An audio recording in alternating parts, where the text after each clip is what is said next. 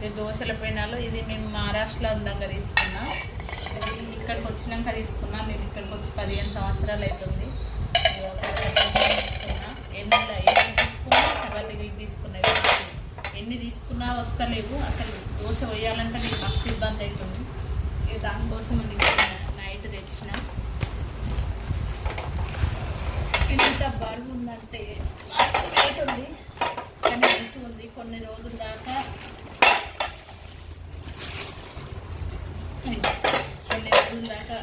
ఏం టెన్షన్ ఉండదు. మనం ఎట్లా పోసినా ఈజీగా వచ్చేస్తుంది దోశ.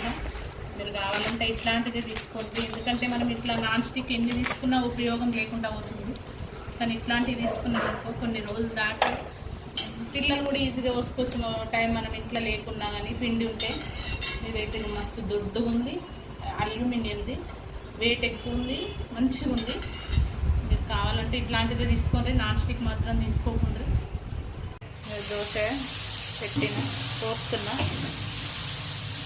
ఎట్లా వస్తుందో చూస్తున్నా.